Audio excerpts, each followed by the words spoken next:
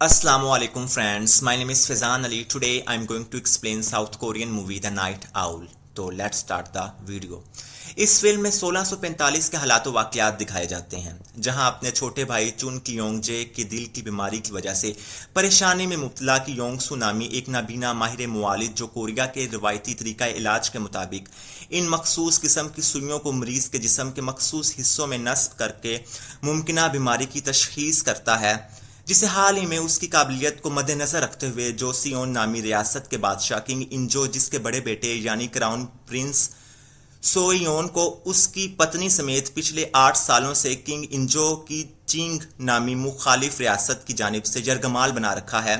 उसके महल के एक बड़े तबीब ली यंग इक की जानिब से एक नए शाही तबीब के तौर पर चुनकर जोसियोन के रियासती महल मुंतकिल करवा दिया जाता है। यहाँ जो बात जानने लायक है वो ये कि योंगसू को हैरत अंगेज तौर पर रात की स्याही में बाकायदा तौर पर एक नॉर्मल इंसान की तरह दिखाई देता है, मगर कि योंगसू ने अपने तारीखी में दिखने वाले राज के हवाले से अपने इर्द गिर्द के तमाम लोगों को अंधेरे में रख रखा है कि योंगसू का ये भेद शुरू में 8 साल बाद चिंग रियासत की नजरबंदी से रिहाई पाकर जोसियोन महल वापस आने वाले रियासत के क्राउन प्रिंस सोयोन जिसने अपने बाप किंग इंजो के कहने पर कि योंगसू से अपनी दायमी खांसी का इलाज करवाना शुरू किया होता है, सिर्फ उसी के सामने ही आश्कार हो पाता है, जिस पर कि योंगसू सोयोन को रात के समय अपनी बसारत बहाल होने वाले सीक्रेट को पसे पर्दा रखने वाली मजबूरी से आगाह करने लग पड़ता है। इस दौरान जब सोयोन की योंगसू की इस डायरी में मौजूद चुन की योंगजे की बीमारी के सिलसिले में कि योंगसू के फिक्रमंदाना एहसास पर मुबनी मकतूब को पढ़ता है तो नरम दिल का मालिक सोयोन इस मुतालिक मजीद तहकीक किए बगैर के आया कि योंगसू को सिर्फ रात में ही नजर आता है या वो दिन के उजाले में भी देख सकता है, कि योंगसू की बात पे यकीन करके उसका हमराज बनते हुए ना सिर्फ उसे चीजों को वाज़ेह तौर पर दिखाने वाला ये शाही शीशा तोहफे में दे डालता है, बल्कि उसे उसके भाई के इलाज के लिए ये नायाब जड़ी बूटियां भी फराहम कर देता है। इसके बाद जहां योंगसू खुद को पहले की तरह मुकम्मल तौर पर नाबीना जताते हुए किंग इंजो समेत सोयोन की सोतेली मां लेडी जो सुयोंग का इलाज करना जारी रखता है, तो दूसरी जानिब सोयोन जिसकी 8 सालों बाद रियासत वापसी के मौके पर उसके बाप यानी किंग इंजो को अपने वुजरा व मुशरा और अहम रियासती ओहदेदारान के इस मजमे के सामने अपनी दुश्मन रियासत के कासिद के हाथों जिल्लत का सामना करना पड़ा होता है, वो लॉर्ड चू जो किंग इंजो की मौजूदा तर्ज बादशाह से नाखुश होता है, उसकी खुद को अपने बाप के खिलाफ बगावत पर उकसाने की हरकत को लगाम लगाने की कोशिश में अपने बाप को चिंग रियासत की तरक्की और जोसियोन की तनज़ली के असबाब से मुतला करते हुए मिंग दौरे हुक्मरानी की कदीम रवायात के शदाई किंग इंजो को नए तर्ज की मगरबी सकाफत को अपनाने की तरगीब देना शुरू कर देता है। मगर मौजूदा रियासी मामलात में अपने इख्तियारात की ताकत से अदम तहफ़्फ़ुज़ का शिकार किंग इंजो सोयोन के मुखलसाना मशवरे का कोई और ही नतीजा अखज़ करते हुए अपने बड़े बेटे के जिद्दत पसंदाना ख्यालात से इस कदर मुतनफ़र हो जाता है कि मुमकिना तौर पर अपनी दूसरी बीवी जो सुयोंग जो अपनी कोख से जनने वाले किंग इंजो के छोटे बेटे यानी सोयोन के सौतेले भाई को रियासत का क्राउन प्रिंस बनवाने के मिशन पर गामजन होती है, उसे और महल के एक तजर्बेकार तबीब ली यंग एक को अपने साथ मिलाकर सोयोन को जान से मारने का एक पूरा मंसूबा तैयार करता है। इसी असना में रात के वक्त सोयोन की तबीयत अचानक से बिगड़ पड़ती है, जिस पर ली यंग एक बादशाह के प्लान पर अमल करने की खातिर सोयोन का मुआयना करने के ड्रामे के बीच उसे अपनी जहर आलूद सुइयां चबोकर मारने का इरादा करते हुए सोयोन की मौत की सूरत में खुद को किसी किस्म के शुबे या इल्जाम से बचाने की नीयत से कि योंगसू को उसके अंधेपन के बायस अपने मकसद के हसूल में अड़चन ना डालने वाला एक लाइल मुआवन गिरदान कर अपने साथ ले जाता है और अपनी बीमारी के कारण बेहोश होने वाले सोयोंग के हुजरे में पहुंचकर तमाम कनीजों को कमरे से बाहर भेजने के बाद सोयोन को मलेरिया का मरीज जताने की जुस्तजू में कि योंगसू के सामने जाहिरी तौर पर सोयोन को ठंडी पट्टियां करने का नाटक करते हुए उससे ठंडे पानी में पट्टियां भिगो और निचोड़कर खुद को थमाने के काम में लगाकर सोयोन के पूरे जिस्म में अपनी जहर आलूद सुइयां दाखिल कर देता है।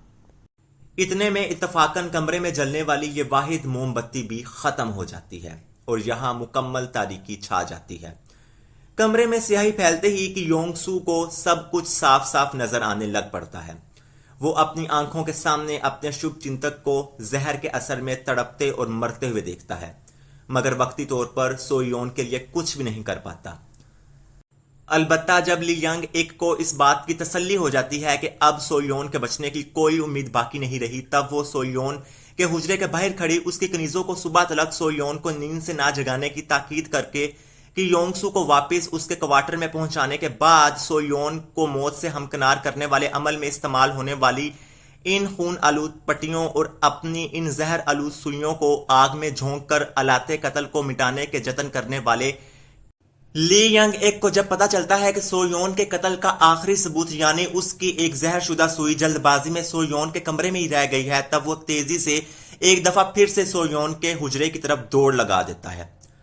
اگرچہ لی ینگ ایک کے اپنے آلات جرم کو مٹانے اور سو یون کی خوابگاہ میں واپس لوٹنے کے درمیانی وقت میں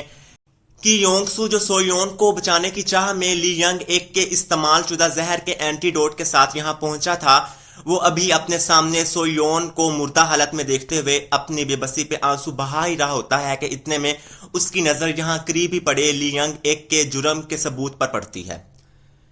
این اسی وقت لی ینگ ایک بھی سو یون کی خوابگاہ کے قریب پہنچ جاتا ہے، چنانچہ کہ یونگ سو کسی کی آہٹ کو سنتے ہی اس سوئی کو زمین سے اٹھا کر یہاں سے چپکے سے فرار ہونے کی تگودو میں اپنی ٹانگ زخمی کرنے کے باوجود بھی اپنی شناخت کو چھپا کر یہاں سے بھاگ نکلنے میں تو کامیاب ہو جاتا ہے۔ تاہم لی ینگ ایک بھاگنے والے کی لڑکھڑاہٹ اور سو یون کے کمرے کی کھڑکی کے نزدیک پڑے صندوق پر خون کے نشانات کو دیکھ کر یہ سمجھ جاتا ہے کہ سو یون کے قتل کے نامعلوم گواہ کی ٹانگ پر گہرا گھاؤ آیا ہے، جس کے بعد ایک طرف لی ینگ ایک کنگ انجو کو ساری صورتحال سے باخبر کر کے خود کو اس معاملے میں بچانے کی کوشش میں سو یون کی موت کا الزام نامعلوم زخمی مفرور پر لگا دیتا ہے، جس پر محل کی انتظامیہ اپنے اس نوٹنکی باز بادشاہ کے حکم پر فوری عمل میں آتے ہوئے محل کے تمام تر داخلی و خارجی راستے بند کر کے لی ینگ ایک کے بتائے غیر واضح شناخت والے گھاؤ زدہ شخص کو ڈھونڈنا شروع کر دیتے ہیں۔ تو دوسری جانب کی یونگ سو اپنے زخم کو چھپانے کی ہر ممکنہ ترکیب لڑاتے ہوئے مرحوم سو یون کی غمزدہ بیوی لیڈی منہو کے پاس پہنچتا ہے اور اسے لی ینگ ایک کے جرم کی اطلاع دیتے ہوئے اپنے اس زخم اور رات کے وقت اپنی بحال ہونے والی بصارت پر شک کا اظہار کرنے والی لیڈی منہو کے سامنے مرحوم سو یون کو رات کے وقت اپنی نظر کی بحالی والے معاملے میں اپنا ہم راز ہونے کا اندیا دے کر اسے مرحوم سو یون کا یہ تحفہ دکھا دیتا ہے، جسے دیکھتے ہی لیڈی منہو کو کہ یونگ سو کی باتوں پہ یقین آ جاتا ہے، کیونکہ مرحوم سو یون ماضی میں کہ یونگ سو کو یہ تحفہ بخشتے وقت اپنی بیگم کو اس تحفے کے حقدار کے بارے میں ہلکا سا اشارہ دے چکا تھا، جس پر اب لیڈی منہو بدلتے ہوئے حالات میں جو سو یونگ اور لی ینگ ایک کی موجودگی میں کہ یونگ سو جس کی یہ چوٹ ابھی تک محل کے سپاہیوں کی نظروں میں آنے سے محفوظ رہی ہوتی ہے، اس سے اپنے درد کی جڑ پکڑوانے والے کنگ انجو کے پاس پہنچتی ہے اور خود سے سو یون کی موت کا افسوس کرنے کی اداکاری کرنے والے اپنے ظالم سسر کے سامنے یہاں موجود لی ینگ ایک پر اپنے پتی کے قتل کا الزام لگاتے اور کنگ انجو کو لی ینگ ایک کے جرم کے ایک غیر واضح گواہ کا حوالہ دیتے ہوئے اس کے سامنے لی ینگ ایک کا یہ آلہ قتل ثبوت کے طور پر پیش کر دیتی ہے۔ اپنی بیوہ بہو کے ہاتھ میں اپنے شریک جرم کی یہ زہر آلود سوئی دیکھنے کے ساتھ ساتھ لیڈی منہو کے منہ سے لی ینگ ایک کے جرم کے چشمدید گواہ کا آدھا ادھورا تذکرہ سنتے ہی اپنے سگے بیٹے کے قتل کے ماسٹر مائنڈ پر معمولی سا لرزہ طاری ہونے کی وجہ سے کہ یونگ سو کی جانب سے اس کے جسم میں پیوست کردہ سوئیاں ہلنا شروع ہو جاتی ہیں۔ کنگ انجو کی یہ مجرمانہ کپکپاہٹ کنگ انجو کے قریب بیٹھے کہ یونگ سو کو بھی محسوس ہو جاتی ہے، پس کہ یونگ سو چور کی داڑھی میں موجود تنکے کو بھانپ کر عین وقت پر لیڈی منہو سے لی ینگ ایک کے جرم کے چشمدید گواہ کے بارے میں وضاحت طلب کرنے والے کنگ انجو کی گفتگو کے درمیان میں ہی مجبوراً لی ینگ ایک کا دفاع کرتے ہوئے بیچ میں بول کر لیڈی منہو کو اپنا نام ظاہر کرنے سے روک دیتا ہے، جس پر لیڈی منہو کی یونگ سو کے معنی خیز اشارے کو سمجھ کر اپنے سسر کو شکی نظروں سے دیکھنا شروع کر دیتی ہے،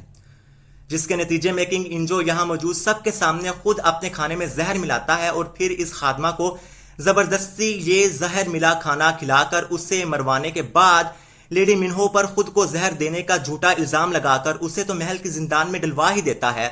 پر ساتھ ہی اس کی ذاتی کنیزوں کو بھی نظر بند کروا کے ان پر تشدد کروانا شروع کر دیتا ہے۔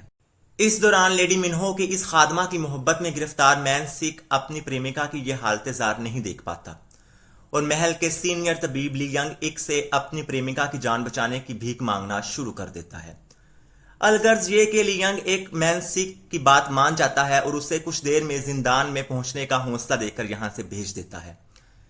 مین سک پر امید ہو کر ادھر سے جا ہی رہا ہوتا ہے کہ اتنے میں کی یونگ سو کے تعاقب کے نتیجے میں اس کی نگاہ کی یونگ سو کی چوٹ پر پڑ جاتی ہے۔ ابھی مین سک کی یونگ سو سے کراؤن پرنس کے قتل کے سلسلے میں تفتیش کرنا سٹارٹ کرتا ہی ہے کہ اسی لمحے بدبخت یہ شوک چول، جسے پہلے 8 سال سو یون اور لیڈی منہو کے چنگ ریاست میں نظر بند رہنے کی وجہ سے ایک طویل عرصہ اپنے ماں باپ کی دوری کو جھیلنا پڑا اور اب اپنے والدین سے ملتے ہی اپنے باپ کو کھونے کا صدمہ اٹھانے کے فوراً بعد ماں کی ناحق قید کا دکھ اٹھانا پڑ رہا ہوتا ہے، وہ سلاخوں کے پیچھے موجود اپنی ماں سے اپنے باپ کے قتل کے حوالے سے محل کے اندھے معالج سے معلومات حاصل کرنے کی نصیحت پا کر ادھر پہنچ جاتا ہے